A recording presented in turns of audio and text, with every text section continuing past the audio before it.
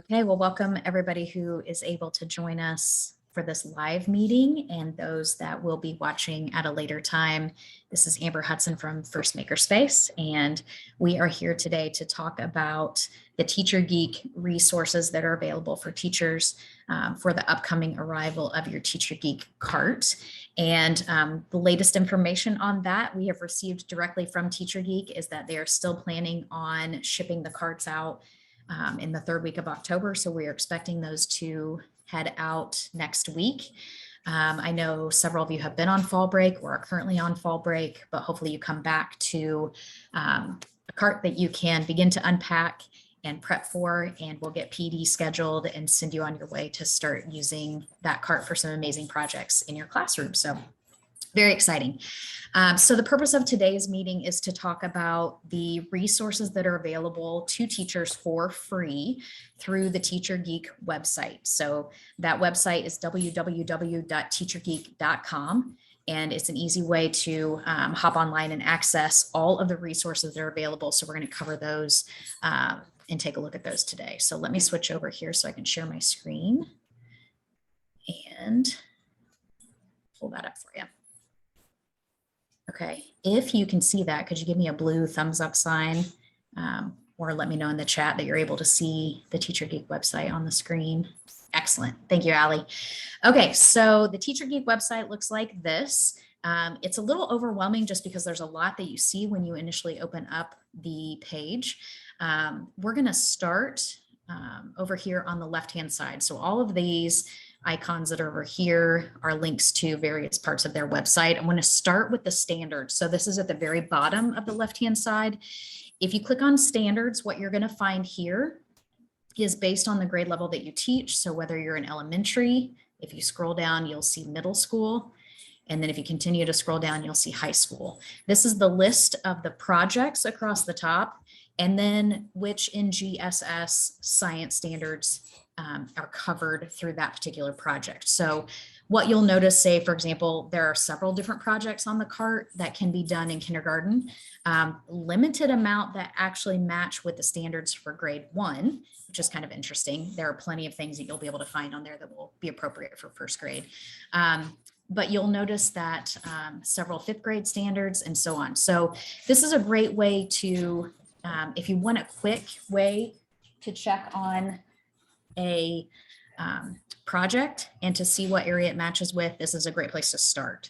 So this would be, there's also a printable version of this. So you might want to print this out, store it away in a binder somewhere, and then come back and refer to that at another time if you're searching for a specific project. So that's one place to start.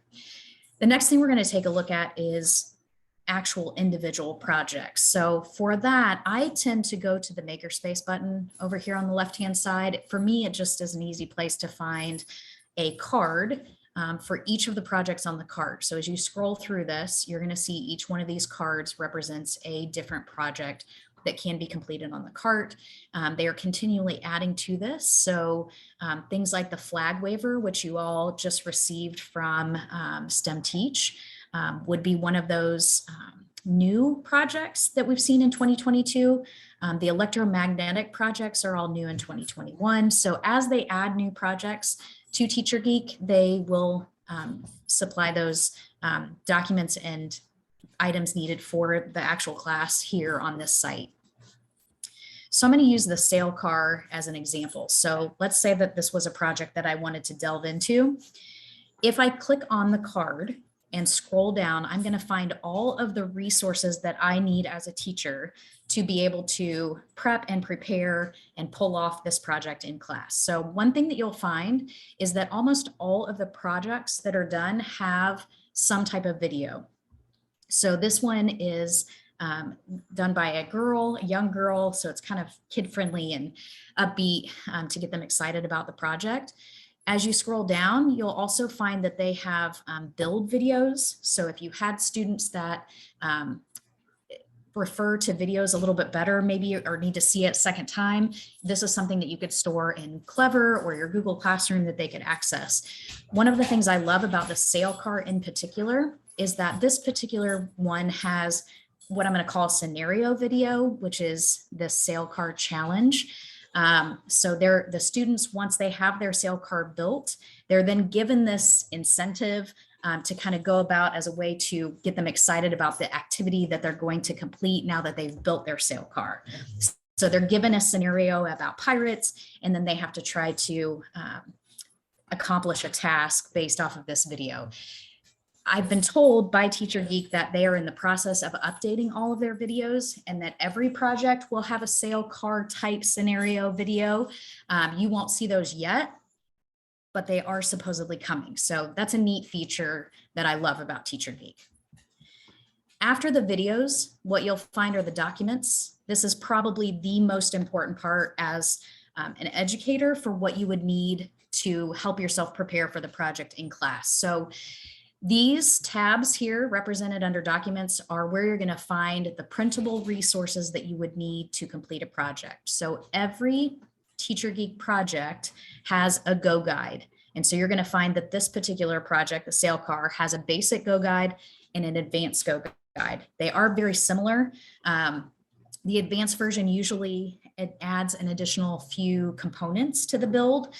So I would start with the basic go guide if I was doing this for the very first time, and just allow students the opportunity to, I guess, practice how to use the tools, the way to read the directions in the go guide. Let them all practice with the basic go guide first, and then you can see if there's an advanced go guide for future builds. So a go guide looks something like this. If you remember from the Make conference, it's your step-by-step directions. It's going to list what materials are available, what additional materials you might need. For example, in the ping pong ball launcher, the cart itself does not come with a ping pong ball. So those types of things will be listed on that first materials page, and those will be the items that you would need to just pick up and make sure that you have in addition to your components from the cart. The go guide is going to include your step-by-step directions. And then usually it will have additional information at the end of the go guide. So this one includes some information about the challenges that you could complete once the sail car is done. For the most part, my recommendation is to only print for your students the pages with the directions on it. So for this particular case, I would only print pages 1 through 4 of the go guide to give to students. And then the rest of the information is more teacher heavy. So you might not want the students to necessarily see what's in that information, to be able to save that kind of for the challenges that you're going to lead them through as the teacher, if that makes sense. Let's go back here.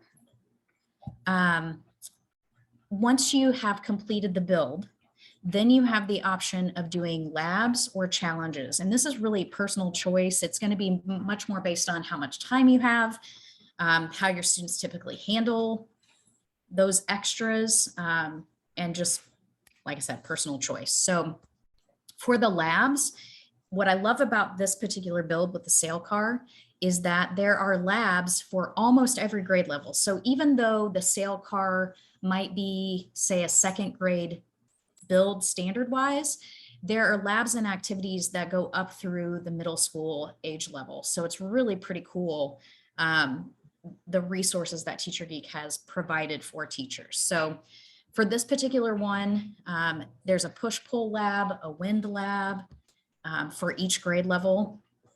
And then once you get into upper elementary, middle school, you're going to see things that are more related to forces, inertia, and so on and so forth. So great activities that are covered there. The labs typically are going to be heavy in science.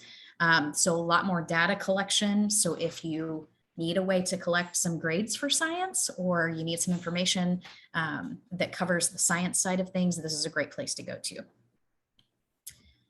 The next option are for challenges. And I look at these as a way to test what the students have done, maybe without all of the data collection that you would see in the actual lab part. So for this particular one in the sail car, there's a crosswind and headwind challenge. This would be something where you have a fan set up and the students are trying to drive or see if their car can move through a headwind without being affected, or through a crosswind without being affected.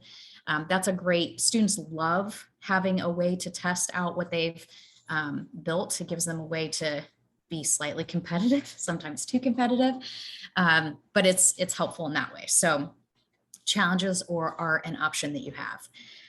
The other resource that TeacherGeek provides for every single build on the cart is the engineering notebook. And so this is something that they provide as a way to help students understand the engineering design process.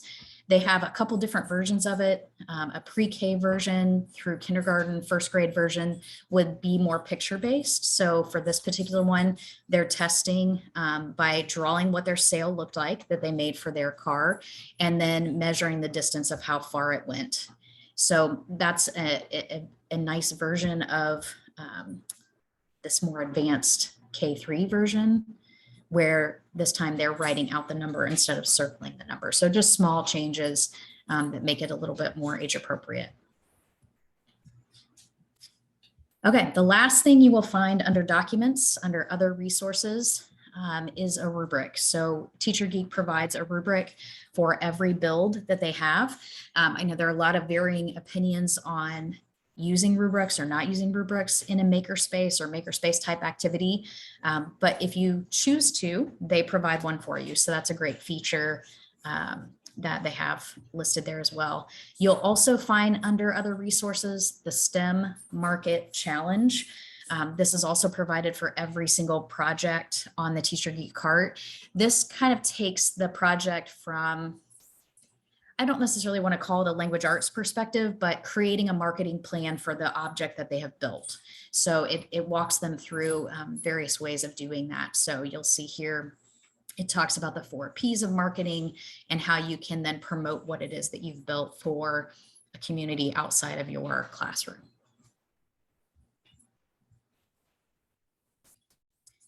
In this particular one, you will not find this in very many of the TeacherGeek projects, but they do have a couple different simulators. I think if they can find one, then they include that as a resource as well. Simulators are always great. I love using those in the classroom. So these are a couple options that you have for that as well. Okay.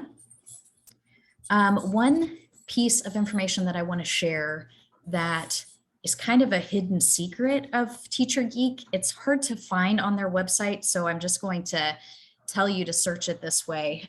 In the search bar over here on the left side, if you search document master log, that's usually the best way to get there, it's going to bring you to this resource.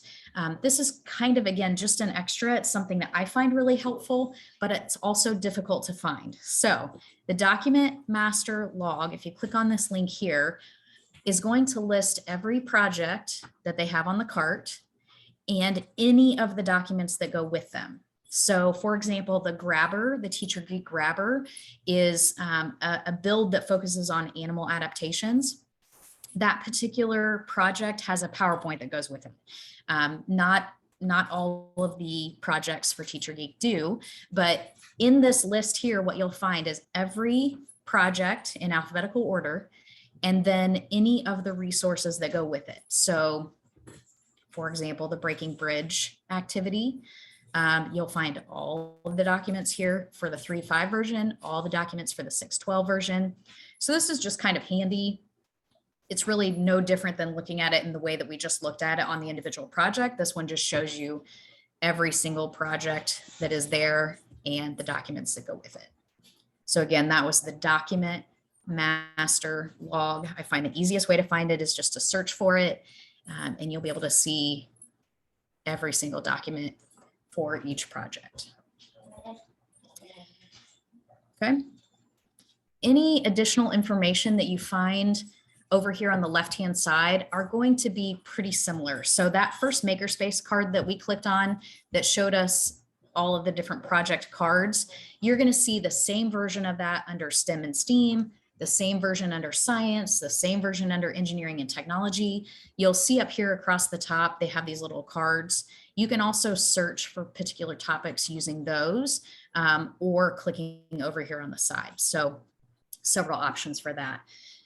I will say, as we kind of wrap this up, as you are getting your cart, getting it set up, and beginning to do these activities with students, 2 things to remember. First Makerspace has a free curriculum on their website, so firstmakerspace.com. If you have not yet signed up for that curriculum, I would highly recommend doing that. If you click on the curriculum tab at the top of the page and then create an account, it's free. Then you, from that point on, will have access to all of the lesson plans that we've created. There are several Teacher Geek lessons that we have on our website. So feel free to sign up for that and share that with anyone and everyone in your buildings. The second thing is, if you come across questions, please reach out to me with those via email. My email address is amber@firstmakerspace.com. That's the easiest, quickest way for me to try to help answer questions that you have. I do that all day, every day. So I'm happy to help in any way that I can as you begin to jump into these projects. So hopefully the next time we meet will be in person for professional development. That's the exciting part of getting these Teacher Geek cards out finally to each and every one of you. So anybody who's on currently, do you have any questions? It's pretty self-explanatory, and my greatest advice would be just to get onto the Teacher Geek website and start exploring and see which particular projects you feel like you're most excited to do, the ones that you want to tackle as soon as your cart is ready to go.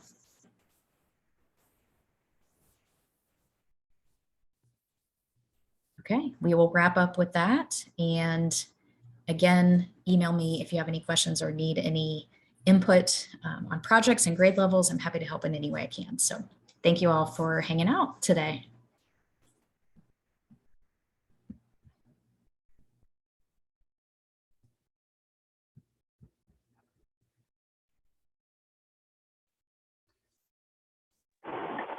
Thanks, Amber. Hey, thanks, Allie.